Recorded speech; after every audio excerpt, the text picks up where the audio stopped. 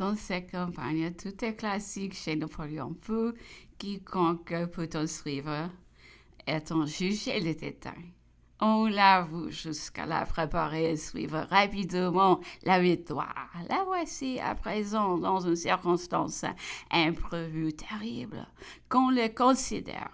Remédions un clin d'œil à de grands désastres et déterminons à l'instant même les dispositions qui doivent lui assurer de nouveau la victoire.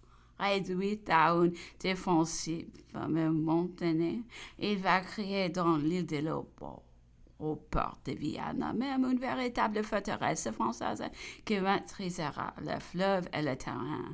Trahi par les vagues du Danube, il va l'enchaîner et le tout se fera en vue d'un ennemi qui se proclame triomphant et ne songe point à troubler des prodiges qu'il ne sait pas deviner. Et peut-être est-il en quelque sorte excusable, car l'auteur s'écrit à ce sujet.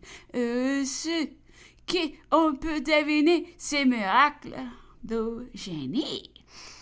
Ceux ne leur ont pas du jus ceux qui le prochiront les plus.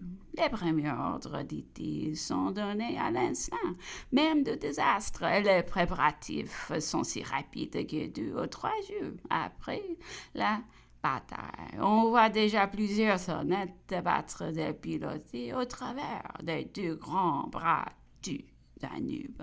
Mais le bulletin put tromper l'ennemi, annonceront qu'il s'agissait d'une sorte d'escalade pour couvrir le pont et arrêter les brûlots. La même jour, Napoléon déterminait sur les lieux et traces de ces cravaches sur le sable. Les plans des ouvrages qui doivent former la tête des grands ponts et les réduits des lobards. À compter de cet instant, chacun travaille sans relâche. Les chefs se multiplient et les soldats sont infatigables. Leur constance, leur ardeur sont sans égal. Napoléon, dans ses projets, est peu mieux se dérober à l'ennemi, a besoin vers la fin d'une petite île en face des lignes touchant presque à la rive autrichienne. Les généraux du génie et de l'artillerie en déclarant l'attaque à peu près impossible. Mais Napoléon ordonne, et en plein midi, une aide de camp des Messines traverse le Danube avec 500 voltigeurs sur les feux de toute l'artillerie autrichienne n'éteint l'île en chasse ennemie. Si maintient contre toutes ces attaques.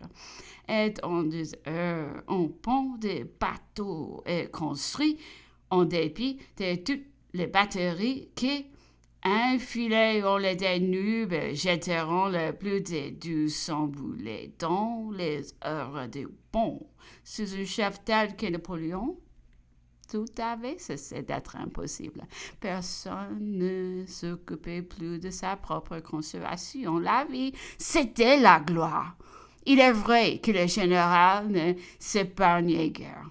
Napoléon faisait souvent lui-même la tournée des postes de l'ennemi, et on approcha dans l'île de Moulins jusqu'à 25 toits. Un officier autrichien le reconnaissant, vieux sur le bord d'un canal large de 53 heures, lui cria « Retirez-vous, sire, ce n'est pas de votre place !» Parole admirable qui, vu les ressentiments du jeu contre Napoléon, la crise du moment et l'importance de sa disparition, honorant à jamais les rangs dont elles sortiront, et montrant dans celui qui le prononça une loyauté et un culte à l'honneur qui ne saurions être surpassés. Enfin, au bout de 43 jours durant lesquels on le droit de se demander qu'a fait l'archiduc, que pouvait-il faire? Ce que l'auteur au surplus discute rigoureusement au bout de 43 jours, disons-nous. Tous les travaux se trouvant accomplis, ils étaient immenses et merveilleux. Et voici une échantillon.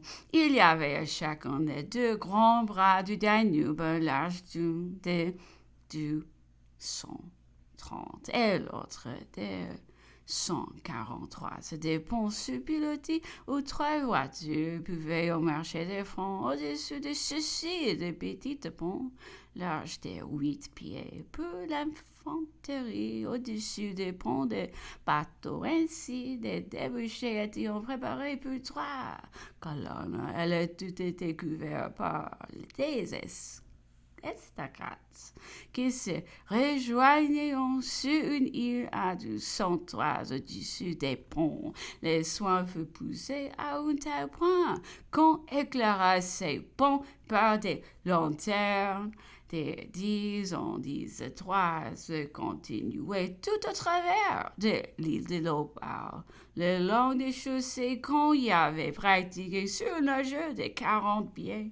Au moyen de ces lanternes, les chemins demeuraient aussi praticables de nuit que de jour. Des ronds écriteaux indiquaient à chaque embrachement toutes les directions pour les divers corps de l'armée. Ainsi, les plus minutieuses précautions avaient été ajoutées au développement de plus grands moyens. Cependant, l'empereur avait employé l'intervalle des travaux à réorganiser son armée et à reprocher de lui tous les corps dont il pouvait disposer. Les princes sujets lui avaient amené l'armée d'Italie au travers des beaux faits d'armes couronnés par les victoires de Marmont était arrivé avec son corps du fond de la Dalmatie. Les plans de Napoléon, des plus vastes, des plus décisifs, embrassent l'ensemble de ses armées et les divers pays qu'elles occupent. Toutefois, tant de coopération est de si grande distance, non à ses yeux et dans sa pensée, que l'unité debout et d'action. Il va jeter sa grande armée au-delà du Danube et sur la gauche de l'ennemi pour le séparer de la Hongrie. Il attaquera sur le champ de bataille qu'il aura conquis, le battra et la coulera sur la Bohème, où il se trouvera prévenu et enterré de toutes parts. L'étude s'accomplira de point en point, ainsi qu'il a réglé jusqu'au moment où l'ennemi, frappé de sa situation désespérée, implorera un armistice.